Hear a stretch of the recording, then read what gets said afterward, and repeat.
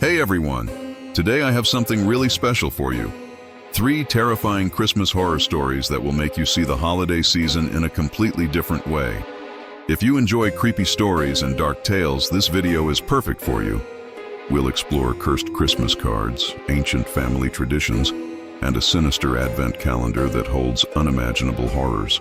But before we dive into these spine-chilling tales, make sure to hit that subscribe button and turn on notifications so you don't miss any of our weekly horror stories. If you enjoy this video, please give it a thumbs up. It really helps the channel grow, and I'd love to hear about your own creepy Christmas experiences in the comments below. Now dim the lights, put on your headphones, and get ready for 3 original Christmas horror stories that will keep you awake long after the holidays are over. I never thought a Christmas card would lead to the worst night of my life. But looking back, that elegantly handwritten envelope in my mailbox was where it all began. It was December 15th, and I'd been living alone in my suburban home for exactly 3 months since my divorce. The transition from a bustling household to empty rooms had been harder than I expected. The silence seemed to grow louder with each passing day, especially as the neighborhood transformed into a winter wonderland of twinkling lights and festive decorations, reminders of happier holidays past. The card stood out among the usual bills and junk mail, addressed simply to "current resident" in flowing calligraphy. Inside was a beautiful hand-painted scene of a snow-covered cottage, warm light spilling from its windows into the dark winter night. The message read, "Christmas is a time for giving. I'd love to help decorate your home for the holidays. Expect me tomorrow evening. Caroline." I assumed it was from the local Christmas decoration service I'd been considering hiring. I'd filled out an online form requesting information a few weeks ago but never heard back. The timing seemed perfect. I needed something to lift my spirits, and the thought of someone helping transform my empty house into a cozy Christmas haven was appealing. The next evening, right as darkness fell, my doorbell rang. Caroline was nothing like I expected. She was elderly, probably in her late 70s, with silver hair pulled back in a neat bun and wire-rimmed glasses perched on her nose. She wore a red wool coat and carried several shopping bags filled with decorations. "You must be wondering about the card," she said with a warm smile. "I'm part of the Senior Citizens Holiday Helper program. We noticed your home was one of the few on the street without decorations, and we hate to see anyone alone during Christmas." Her explanation made sense, and her grandmotherly demeanor instantly put me at ease. I invited her in from the cold, and she immediately got to work, pulling out strings of lights, garland, and ornaments from her bags. "Do you have any decorations of your own?" she asked while artfully draping garland along my mantel. "Yes, in the attic," I replied. "But I haven't had the heart to get them down this year." "Nonsense.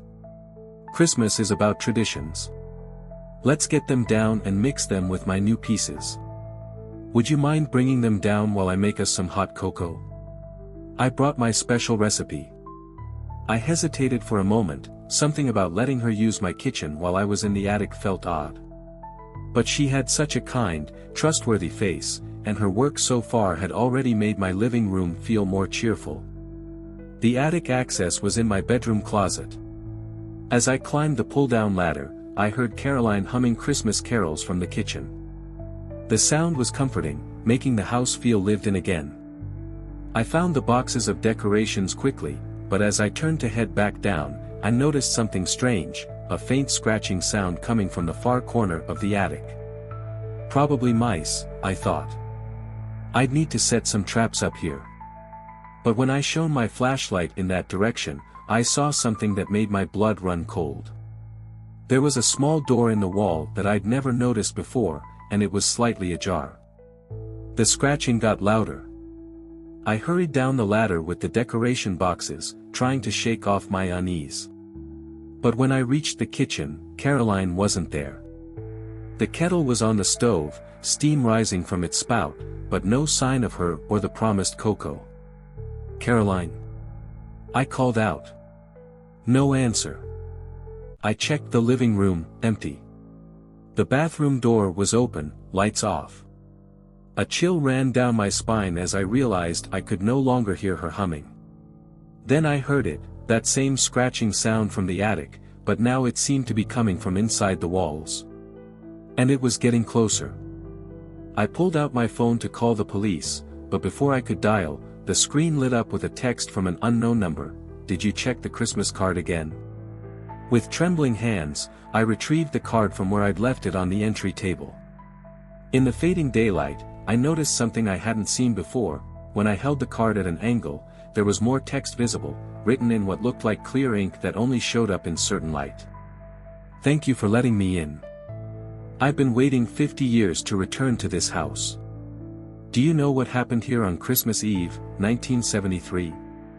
The scratching in the walls grew louder, and now I could hear it from multiple directions. My phone buzzed again. Checked the local newspaper archives. 6 children disappeared that Christmas.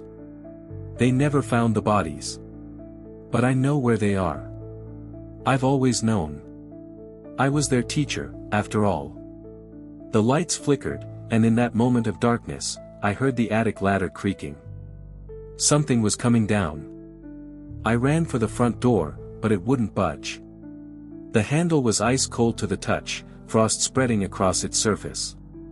Behind me, Caroline's voice called out, but it wasn't the warm, grandmotherly tone from before. It was different, hollow, echoing, as if coming from very far away. "Don't leave yet," she said. "The children want to show you their decorations." The scratching sounds converged, and suddenly the walls began to crack, wallpaper peeling back like skin. Small, pale hands reached through the gaps, their fingers elongated and twisted, decorated with tattered Christmas ribbons. I ran to the kitchen, grabbing the largest knife I could find. The temperature in the house had dropped dramatically. I could see my breath in the air. The Christmas lights Caroline had hung began to pulse with an eerie red glow, casting moving shadows that seemed to take the shape of small, running figures. My phone buzzed one final time. "We're going to decorate your house the same way we decorated my classroom 50 years ago. With pain. With screams. With blood. Merry Christmas." The lights went out completely. In the darkness, I heard the patter of small feet on hardwood floors, coming from all directions. Caroline's voice echoed through the house, leading them in a twisted version of "Silent Night." I made it to the garage, fumbling with my car keys, but when I opened the door, I found myself staring not at my garage but at an old classroom, decorated for Christmas circa 1973. Construction paper chains hung from the ceiling, and 6 small desks were arranged in a circle. Each desk had a name tag, and each chair held something horrible, small, twisted forms wrapped in festive paper and ribbon, like grotesque Christmas presents. Caroline stood at the teacher's desk, but she was different now. Her flesh seemed to shift and ripple, like wax melting in reverse. Behind her glasses, her eyes were empty black voids. "Class," she announced, "we have a new student joining us today." The wrapped forms in the chairs began to move, paper tearing, ribbon unraveling. Small hands reached out, beckoning me to join them. I slammed the door and ran back through the house, trying every exit, but each door and window showed me the same scene, that horrible classroom, waiting to claim its newest victim. The scratching in the walls reached a crescendo. The children's voices joined Caroline's carol, their words distorted and wrong. The walls cracked further, small hands reaching, grasping, pulling. In desperation, I ran back to the attic ladder. If I could reach that strange door I'd seen earlier, maybe it led somewhere else, somewhere safe. But as I climbed, the rungs began to feel soft and warm under my hands, like flesh. The wood grain swirled and shifted, forming faces, countless tiny faces, all screaming silently. I made it to the attic, but it had changed. The space seemed infinite now, stretching into darkness. Thousands of Christmas cards hung suspended in the air, each one containing a trapped soul, their stories written in clear ink that only showed in the light of suffering. Caroline's voice came from everywhere and nowhere. "Every year, I choose a new house, a new victim. Someone alone, someone vulnerable, someone who needs help decorating for Christmas. They let me in, every time. They never check the history of their house, never wonder about the previous owners, never question why the price was so low. The small door in the corner burst open, and a tide of horror spilled out, twisted tinsel that moved like serpents, ornaments filled with screaming faces, strings of lights that pulsed like veins. And behind it all, the children, or what was left of them after 50 years in that dark space. "Welcome," Caroline said, "to our eternal Christmas party." The last thing I remember is the feeling of small hands grabbing me, pulling me into their twisted celebration, as Caroline began taking down more decorations from her shopping bags, razor-sharp tinsel, garland that moved like chains, and ornaments that reflected not light, but the screams of the damned. They say the house is beautiful now, especially at Christmas. The lights are always on, the decorations change every day, and sometimes, if you listen carefully, you can hear children singing carols late at night. The real estate agent tells potential buyers it's just the neighbor's kids having fun. But the neighbors know better. They've seen the Christmas cards that sometimes appear in their mailboxes, written in flowing calligraphy, offering help with holiday decorations. They know to burn them immediately. And if you drive by the house late on Christmas Eve, you might see an elderly woman in a red wool coat, carrying shopping bags full of decorations, walking up to the door. But don't stop to help her. Don't offer her shelter from the cold. And whatever you do, don't invite her in. Because Caroline is always looking for new students to join her eternal Christmas celebration. And she has so many decorations left to share.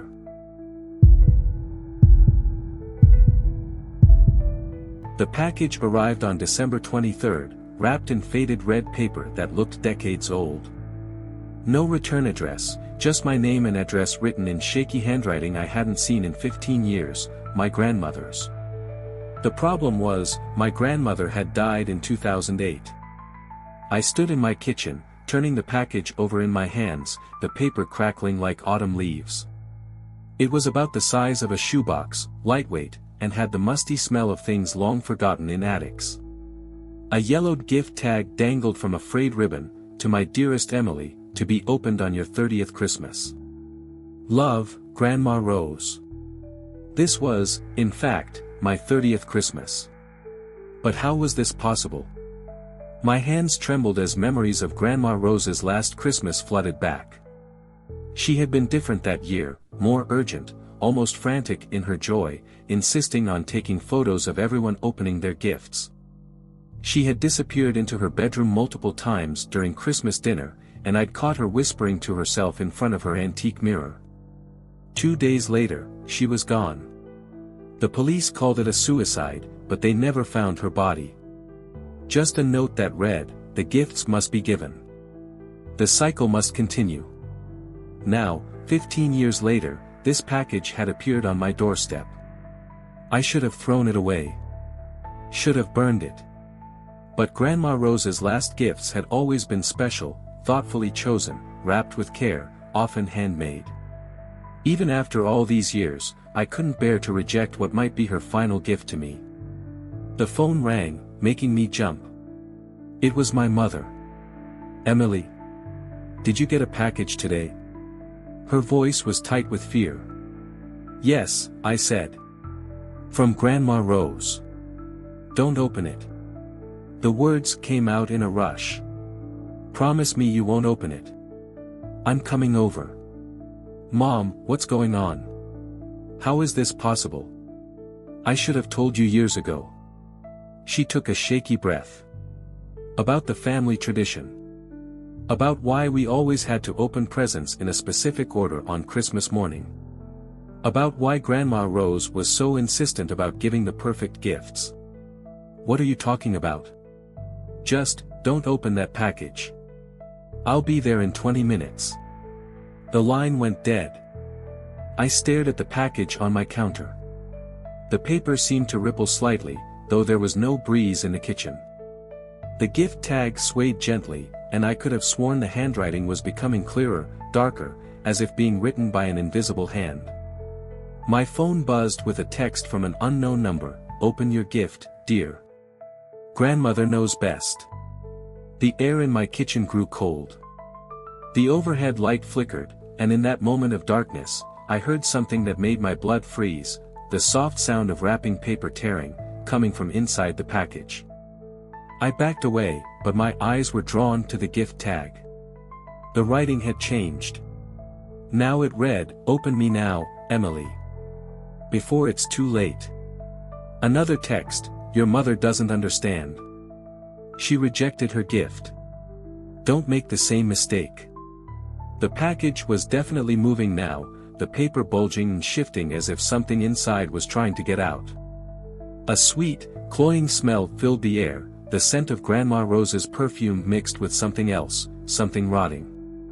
My phone buzzed again. Every generation, one must accept. One must continue.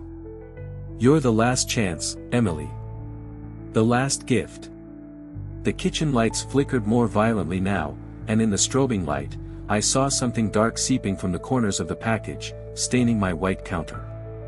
It looked like old blood. Another text appeared. "Do you remember the story I used to tell you? About why we give gifts at Christmas?" I did remember. Grandma Rose had her own version of Christmas traditions, darker than the usual tales. She said gifts were originally sacrifices, offerings to keep ancient winter spirits at bay. She said every family had its own pact with these spirits, promises of flesh and blood in exchange for prosperity. But they were just stories, I whispered to my empty kitchen. My phone screen lit up with her response. Were they? The package was pulsing now, like a heart beating. The blood-like stain spread further, forming patterns that looked disturbingly like words in a language I'd never seen but somehow understood. Accept. Continue. Become. Another text. Your mother denied her gift on her 30th Christmas. That's why your father died that year. That's why your brother disappeared. The spirits must be appeased, Emily. One way or another. I heard a car pulling into my driveway, Mom. But before I could move, the package burst open. What emerged wasn't a gift, it was a memory, a moment, a nightmare. I saw Grandma Rose as she was that last Christmas, but wrong. Her face was twisted, her eyes black pools that reflected endless Christmas mornings, endless gifts, endless sacrifices. Behind her stood shadows of all the women in our family line, each holding a wrapped package, each wearing the same desperate smile. Emily. My mother's voice came from outside, pounding on the door. Don't look at it. Don't accept it. But it was too late. The memory thing that had been Grandma Rose reached out with hands that were somehow both solid and smoke, holding another package. This one was wrapped in skin-like paper, tied with ribbons that pulsed like veins. Your gift, my dear, it said in Grandma's voice, but layered with countless other voices, all the grandmothers, all the mothers, all the daughters who had accepted their gifts throughout the centuries. The gift of continuation. The gift of tradition. The gift of power. My phone lit up one final time. Every family has its legacy. Ours is special. Ours is eternal. Open your gift, Emily. Become what you were always meant to be. I heard my mother breaking down the door, but the sound seemed to come from very far away. The kitchen had grown dark, the shadows of my ancestors pressing closer, their packages rattling with unspeakable gifts. Grandma Rose's memory form smiled, her teeth too sharp, too numerous. Choose now, dear. Accept your gift and take your place in the circle, or reject it and watch everyone you love suffer the consequences. After all. Her voice took on the sing-song quality I remembered from childhood. Christmas is forgiving. My mother burst into the kitchen, but froze at the threshold. I saw the horror in her eyes as she recognized the scene, the same choice she had faced 30 years ago. Emily, no. But I was already reaching for the package, my hands moving of their own accord. The paper felt warm, alive under my fingers. I could feel the weight of generations pressing down on me, the expectations of countless grandmothers who had made the same choice, accepted the same gift, continued the same cycle. As I began to unwrap it, I heard my mother screaming, saw her falling to her knees. But above her cries, I heard something else, the sound of wrapping paper tearing, multiplied 1,000 times, echoing through time. The sound of gifts being opened across centuries, across dimensions. The paper fell away, revealing what lay inside, a mirror, ancient and dark. In its surface, I saw not my reflection, but all the women of my family line, stretching back into darkness. Each held their own mirror, each showed their own endless succession of reflections. Yes, the thing that had been Grandma Rose whispered. Look deeper. See your true gift. In the mirror's depths, I saw what the gift really was, the power to transcend death, to exist forever in this moment of giving, this eternal Christmas. But the price, oh, the price was written in the blood of loved ones, in the tears of those left behind, in the screams of the sacrificed. My mother's voice came again, desperate, Emily, please. I lost everyone because I refused. Don't make my mistake. But don't make hers either. There's another way. I looked at her then, really looked, and saw something I'd never noticed before. Behind her despair, in her eyes, there was a gleam of something else, knowledge, power of a different kind. She had refused the gift, yes, but in doing so, had she discovered something else? Something even the spirits didn't know about. The shadows pressed closer, the air thick with the weight of tradition and expectation. Grandma Rose's form flickered, becoming something older, darker, the first grandmother, perhaps, who had made the original pact. Choose, it commanded, its voice no longer even pretending to be human. Accept your gift, or watch everything you love wither and die. I looked at the mirror again, at the endless reflections of power and sacrifice. Looked at my mother, at her knowing eyes. Looked at the thing that had once been my grandmother, at all the shadows of all the women who had chosen power over love. And I made my choice. The mirror shattered. The screams that filled my kitchen came not from me, not from my mother, but from the shadows, the spirits, the grandmothers, the ancient things that had fed on our family's blood for generations. They swirled around us like a tornado of wrapping paper and ribbon, their voices a cacophony of rage and disbelief. You don't reject a gift, they shrieked. You can't break the cycle. But something was happening. As the mirror's shards fell, each one caught the light differently, reflecting not darkness but dawn. My mother was on her feet now, her hands raised, speaking words I somehow knew but had never learned, the true gift, passed down in secret from those who had refused, who had found another way. The shadows began to tear apart like old paper, revealing the truth behind our family's Christmas tradition. Not a cycle of power and sacrifice, but a prison built by ancient spirits, feeding on our fear and love and desperation. As the last shadows faded, as the last echoes of their screams died away, my mother hugged me fiercely. I'm so sorry, she whispered. I should have prepared you. Should have taught you sooner. Taught me what? She pulled back, smiling through her tears. That the strongest family traditions aren't about power or sacrifice. They're about love and choice. And sometimes, the greatest gift we can give is breaking the chains that bind us to the past. Later, as we swept up the mirror shards and burned the wrapping paper, I found one last text on my phone, Merry Christmas, dear. You chose well. Grandma Rose. But this time, the message brought no fear, only peace.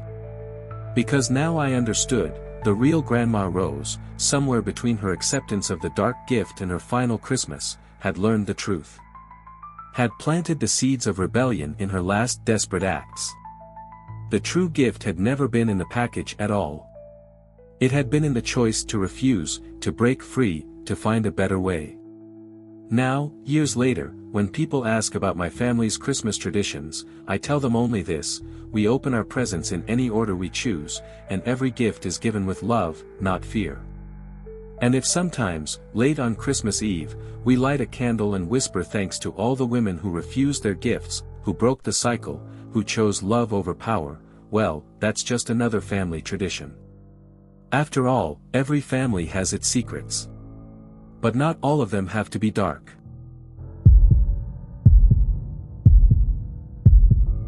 The Advent calendar appeared on December 1st, mounted on my daughter Lucy's bedroom wall. I didn't put it there. My husband Mark swore he didn't either. Maybe Grandma sent it. Lucy suggested at breakfast, her eyes bright with excitement. It's so pretty. It was beautiful, I had to admit. Hand-carved wood, dark with age, with 24 intricate little doors arranged in a spiral pattern. Each door was decorated with delicate gold numbers and winter scenes, snowflakes, pine trees, stars. At the center of the spiral was a larger door marked 25, surrounded by what looked like ancient runes. I don't think it was Grandma, I said carefully, studying the calendar. There was something unsettling about it, the way the carved figures seemed to shift slightly when viewed from different angles, how the wood felt warm to the touch despite the December chill. Can I open the first door? Please. Lucy bounced on her toes, 7 years old and vibrating with Christmas excitement. I wanted to say no. Wanted to take the calendar down and burn it. But Lucy's face was so hopeful, and I told myself I was being paranoid. It was just an Advent calendar, probably left by a well-meaning relative. Okay, but let me check it first. I opened the tiny door marked 1. Inside was a small chocolate wrapped in gold foil. It looked ordinary enough, though I didn't recognize the brand. The wrapper was marked with the same strange runes as the calendar's center door. Lucy ate the chocolate before I could stop her. It tastes like snow, she exclaimed. And dreams. That night, she had her first nightmare. I woke to her screams around midnight. When I rushed to her room, she was sitting up in bed, her eyes wide and unfocused. The snow was falling up, she whispered. And someone was watching from the trees. Someone with antlers made of shadows. I held her until she fell back asleep, then turned to look at the Advent calendar. In the moonlight, I could have sworn the figures in door number 1 had changed. The peaceful winter scene now showed a dark figure standing among bare trees, head crowned with twisted antlers. The next morning, Lucy didn't remember her nightmare. She was eager to open door number 2. This time, the chocolate was wrapped in silver foil. It tastes like sleigh bells, she said. And secrets. That night, she dreamed of bells ringing backward, their sound drawing closer through the dark. Each day brought a new chocolate, a new taste, a new nightmare. Door 3 held chocolate that tasted like footprints in fresh snow. She dreamed of following tracks that led deeper and deeper into a forest that whispered her name. Door 4 contained starlight and silence. She woke up crying about the empty spaces between stars that were reaching down to earth. I tried to take the calendar down, but it wouldn't budge from the wall. The screws holding it in place had vanished, the wood seeming to meld with the wallpaper. When I tried to pry it loose, my fingers came away bloody, though there were no visible cuts. Mark thought I was overreacting. They're just bad dreams, he said. Kids have nightmares around Christmas sometimes. All that excitement. But Lucy was changing. Dark circles appeared under her eyes. She lost interest in her usual activities, fixating instead on the Advent calendar. She would stand in front of it for hours, whispering to it in words I couldn't understand. Door 5 brought chocolate that tasted like midnight mass in an empty church. She dreamed of stained glass windows shattering inward, the falling shards showing reflections of something ancient and hungry. Door 6 held the sound of children's laughter frozen in ice. Her nightmare was about a frozen pond where shadows skated in endless circles, wearing the faces of missing children. I called Lucy's grandmother, my mother, demanding to know if she'd sent the calendar. Her response chilled me to the bone. "Oh God," she whispered. "It's starting again." She told me about her own advent calendar, received when she was 7 years old. About the chocolates that tasted of impossible things. About the dreams that followed. About her little sister who disappeared on Christmas Eve after eating all 24 chocolates. They never found her, my mother said. The police said she must have wandered into the snow, but I saw what really happened. What came for her when she opened the final door? What came for her? I asked, my voice shaking. He has many names, she said. In the old countries, they called him the Winter King, the shadow of Christmas, the gift taker. He comes for one child every generation, using the calendar to mark his chosen one. I thought our family was safe after what happened to Annie. I thought he'd moved on. How do we stop it? You can't. Once the calendar appears, once the first chocolate is eaten, it has to run its course.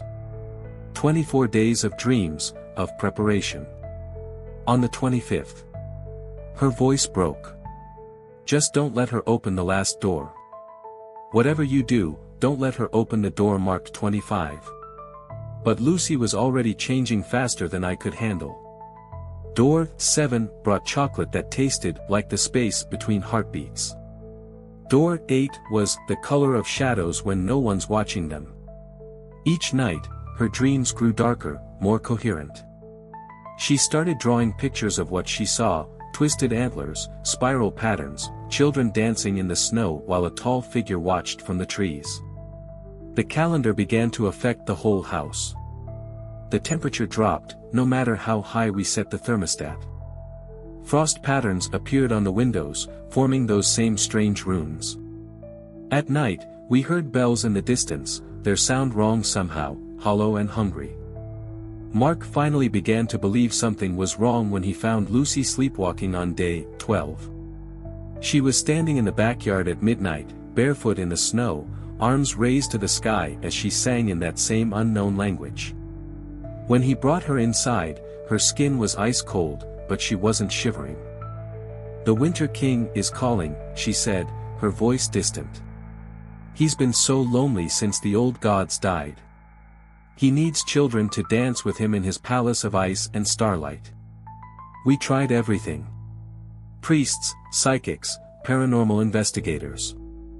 None could remove the calendar or stop its influence. One elderly priest took one look at the runes and ran from the house, crossing himself and muttering about things older than Christmas, older than winter itself.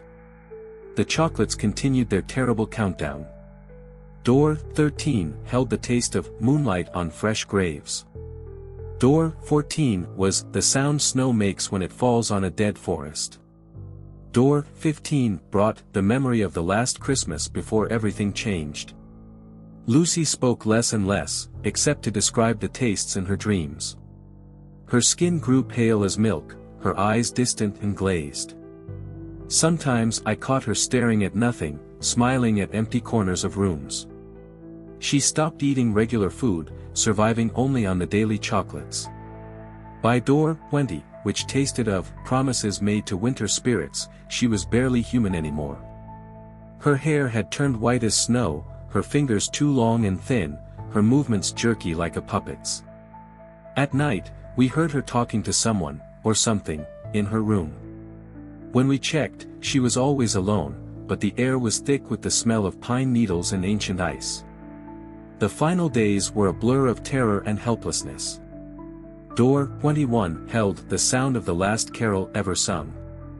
Door 22 tasted of children's tears frozen in midair. Door 23 was the moment between Christmas Eve and Christmas Day, when time stands still. On December 24th, I planned to stay awake all night, to keep Lucy from the final chocolate. But as midnight approached, an unnatural sleep fell over the house. I fought it as long as I could, watching Lucy's door, but my eyes grew heavy as bells began to ring in the distance. I woke at dawn on Christmas morning to find Lucy's bed empty. The Advent calendar's first 24 doors were open, showing not empty compartments but windows into somewhere else, a realm of eternal winter and endless night. In each scene, I could see children dancing through the snow, their faces both joyous and terrible. The 25th door, the large one at the center, was open too. Behind it was not chocolate but a mirror, showing a reflection of Lucy's room. But in the reflection, Lucy still stood there, smiling, her hand held out to something I couldn't see. As I watched, she turned to face me through the mirror. Her eyes were the color of midwinter midnight, her smile full of secrets dark as December shadows. "Don't worry, Mommy," she said, her voice echoing as if from very far away. "The Winter King says I can visit in dreams. Every Christmas Eve, when the veil is thin, you'll hear my laughter in the snow. And maybe, when another calendar appears, when another child is chosen, you'll see me dancing with them in the Winter Palace, where Christmas lasts forever and ever." She turned away, taking the hand of a tall figure crowned with shadow antlers. Together, they walked deeper into the mirror, into eternal winter, until they disappeared into the swirling snow. The calendar remained on the wall, but now it was just wood and paint, its magic spent. The 25 windows showed only empty compartments, though sometimes, late at night, I swear I can hear faint music coming from them, the sound of sleigh bells ringing backward, of children laughing in the spaces between snowflakes. Every year, I watch the news in December, looking for stories of missing children. And every year, somewhere in the world, a child disappears on Christmas Eve, leaving behind an empty bed and an ancient wooden advent calendar mounted on their bedroom wall. Sometimes, on the coldest winter nights, I press my ear to door number 25 and listen. Sometimes, I hear Lucy singing carols in that strange, ancient language. Sometimes, I hear other children's voices joining hers, their songs carrying tales of eternal dance and endless winter. And sometimes, very rarely, I taste something strange on the winter air, like chocolate wrapped in gold foil, like snow falling upward, like the dreams of children who dance with the Winter King in his palace beyond Christmas, where the old gods still rule and every night is December 24th, counting down forever to a Christmas morning that never comes. Well, that brings us to the end of our 3 Christmas horror stories. I hope these tales will make you think twice next time you receive an unexpected Christmas card, open an old family gift, or find a mysterious advent calendar in your home. If you enjoyed these dark Christmas stories, please don't forget to give this video a thumbs up. It really helps other horror fans find our channel. And if you want to experience more terrifying tales like these, make sure you're subscribed and have notifications turned on. I post new horror stories every week, and trust me, you don't want to miss what's coming next. I'd love to hear which of these 3 stories scared you the most. Was it the cursed Christmas card, the haunted family mirror, or the supernatural advent calendar? Let me know in the comments below. And while you're there, share your own creepy Christmas experiences. I read every comment. Thank you for joining me for these dark Christmas tales. Sleep well, if you can.